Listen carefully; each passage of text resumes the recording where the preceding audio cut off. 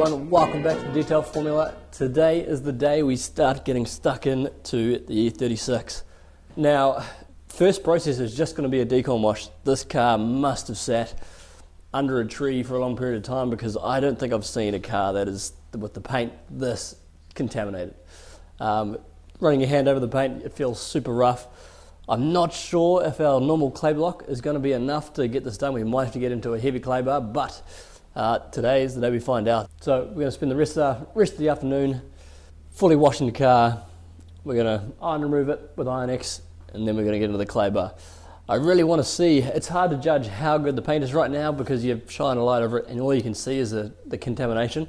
So this is going to be my first step, basically just to sum up the car and see what it actually looks like underneath all that dirt and grime and stuff. So it's kind of hard. Like certainly in some areas which you'll see are going to need a respray, but in other areas the paint looks pretty good, but it's just hard to tell right now. So that is the goal of today. So thanks for watching.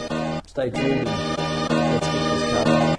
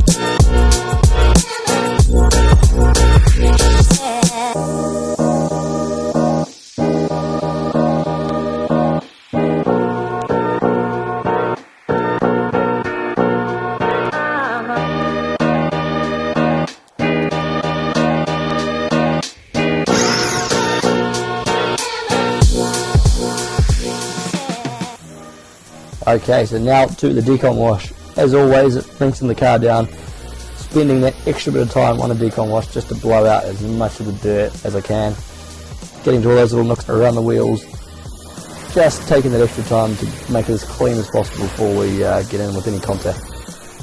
Taking the time now to get rid of all the dirt you can just makes life easier for the rest of the wash.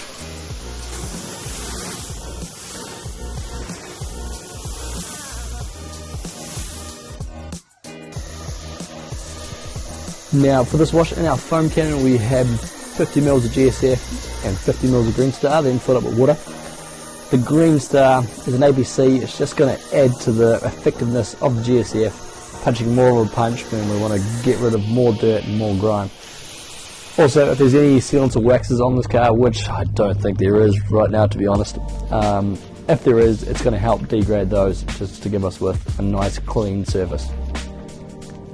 Also, I don't typically do this on a normal wash, but this car's been out in the elements and there's a bit of grime and debris in all this window seals and door jams and things, so I'm just taking my detail brush, getting in there while the foam's on the car, just to give that a good agitation to make it easy for when I come in with the rest of the contact wash.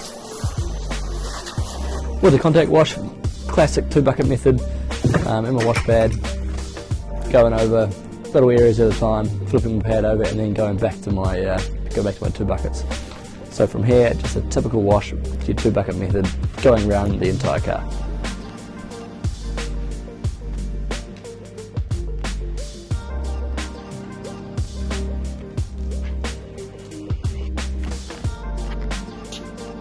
Next up is the iron removal, so a bottle full of CarPro IronX.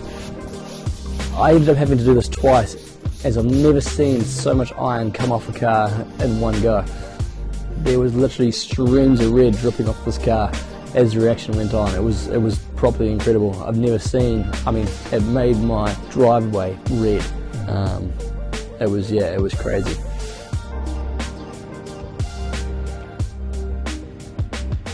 I tried to video this, but it didn't quite come out very well on camera, but as I was pressure washing off, the foam off the IronX was literally red coming off the car. I've never seen anything like it. So ended up going over it twice. Did this first rinse and then went over again. Didn't get actually much iron off the second time, but just to make sure that I got rid of as much iron as possible.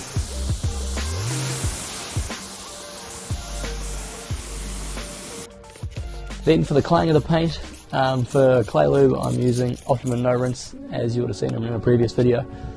This stuff's awesome.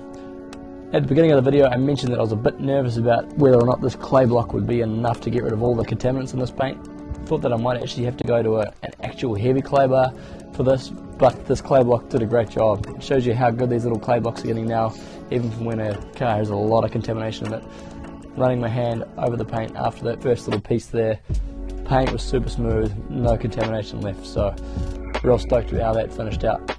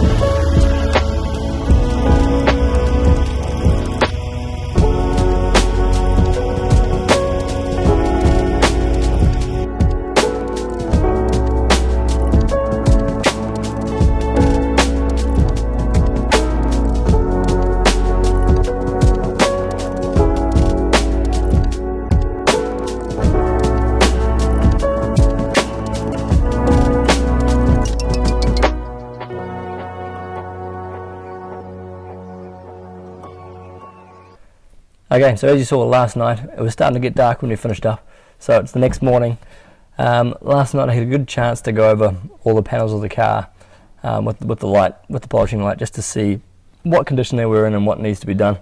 For sure there's going to be some respraying involved in this, so I think, well, the front bumper and rear bumper are both going to need to be resprayed. There's quite a lot of paint that's just flaking off the rear bumper, so we'll have to see what the cause of that was, and then obviously get that resprayed. Looking at the front, there's just a couple of dents and dings in the very bottom part of it, which has led to some spidering and some cracks through the front of the bumper. Overall, it's in pretty good nick, but those spots are going to need to be sanded down and re-primed and resprayed. So definitely front rear bumpers. The bonnet is also in pretty rough shape. Being what, it's done 230 kilometers, 1,000 kilometers, this car obviously been on the road, so there's a lot of chips, a lot of paint chips in it. The only problem is the previous owner before this has obviously known nothing about the paint chips, so they've basically rusted. Well, the bare metal has rusted. There's also a ton of pitting, so not where the paint's actually being chipped, but just where it's kind of damaged the clear coat. Could look at wet sanding it out, but there's just so much of it that I don't think it's worth it. So definitely front and rear bumpers and the bonnet need to be redone, and also the paintwork below the passenger window here. There's definitely been a repair job there in the past. You can see where there's some damage. The new paint job has obviously failed. I mean, I don't know how long ago, it could have been a while ago, but it's obviously failed. The clear coat's failed, and now you can see underneath it there's definitely some bulk there.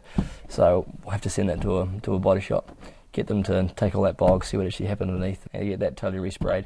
At the seals here, you'll see they've all Paris, so when we remove those for the painting, we'll replace both the left and right sides as well. Other than that, everything else is pretty good.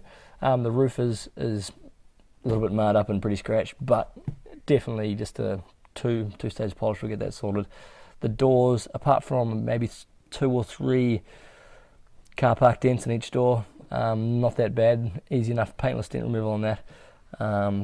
generally in pretty good condition. Again, another 2-stage polish, cut and polish is going to take care of those.